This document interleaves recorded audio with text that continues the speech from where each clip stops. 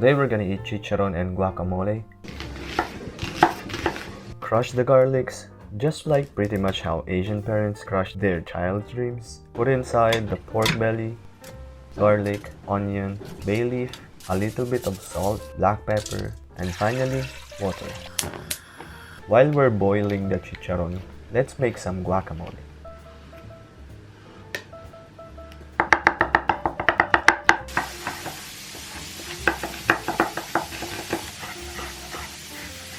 Put in the bowl the diced avocado, tomatoes, onions, cilantro, some salt, ground black pepper, squeeze them lemons.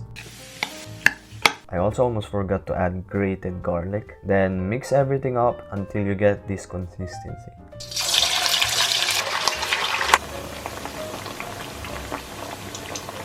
What is up guys, and welcome back to yet another mukbangs. Ayun nga, no, so meron ako ditong chicharon and guacamole. Ito basically, nakita nyo naman sa video kanina, parang yung bagnet style, yung pagkakaluto. And then meron ako ditong guacamole. And yeah, as usual, syempre Pilipino tayo, rice. Actually, na-suggest sa akin tong imukbang. I check it out and sobrang sarap niya tingnan. Like, tingnan niyo mo yung guacamole guys.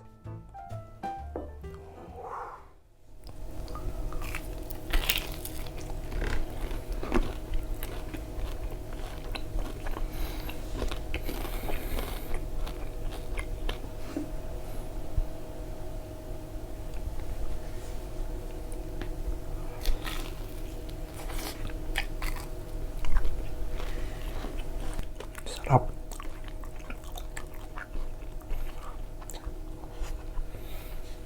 I really like yung contrast. So yung chicharon, crispy siya. Tapos yung guacamole, medyo smooth yung texture niya. So there's a contrast between yung texture. There's a lot of things going on.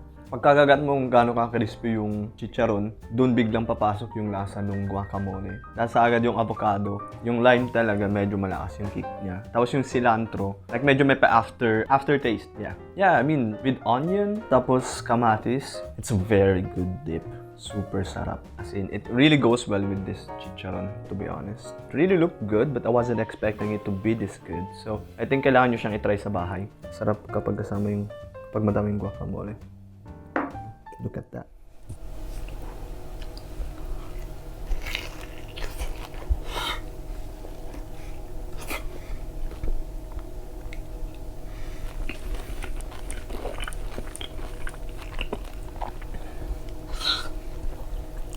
Legit ang sarap, grabe.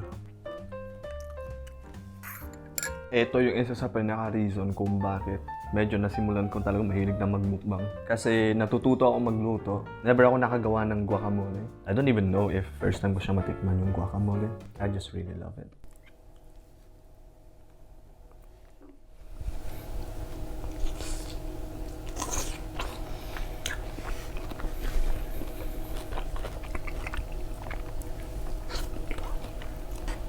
Grabe ang sarap, boys. Sarap.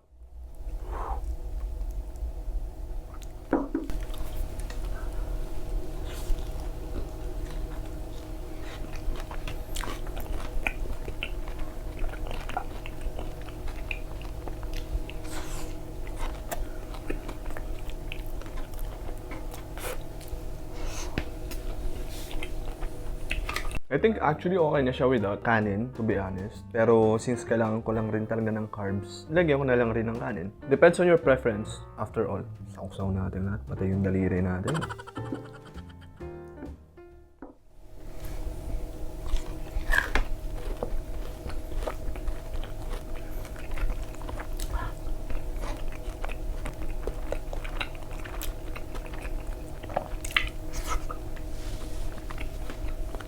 Boy, I'm genuinely happy for this. I'm talking about contrast. Healthy tsaka hindi healthy.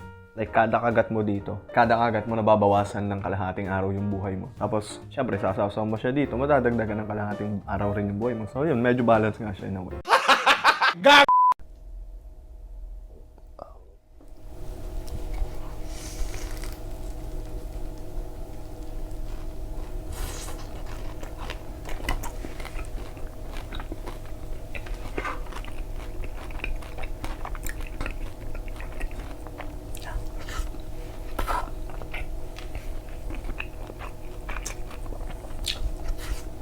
Suggest lang rin pala kayo sa baba, sa comments below, kung ano yung mga gusto nyong imukbang ko.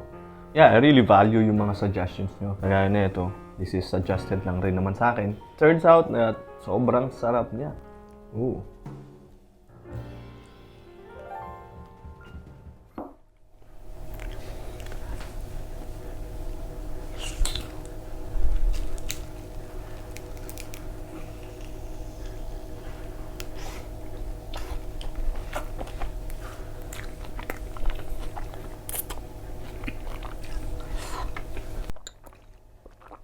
Kung di nyo pa pala napapanood yung mukbang ko kung saan ginawa ko yung original bagnet, I'm gonna put it here, yung link. Click nyo yun kung gusto nyo mapanood yung original bagnet recipe.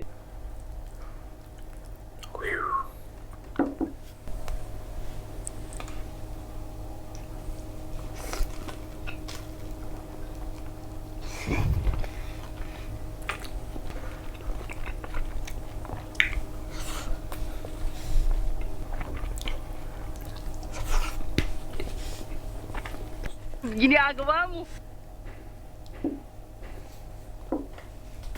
Sarap.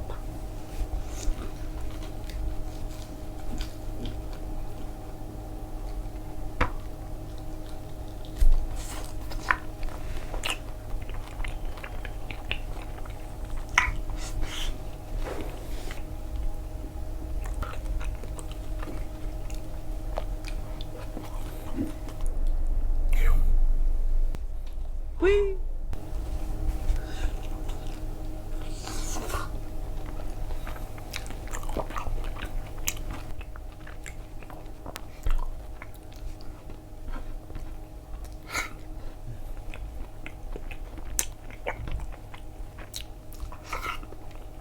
Like overall, masarap. Ang ganda ng combination, yung contrast between crispy chicharon at saka yung guacamole na dip. I would give it a solid 8.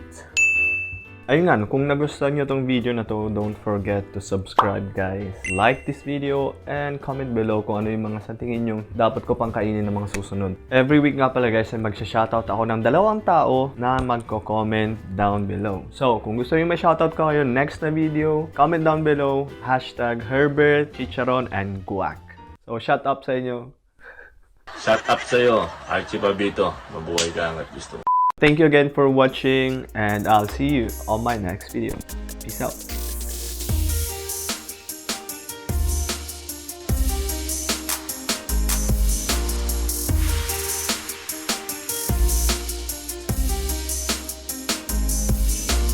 Peace. Peace, peace, peace, peace.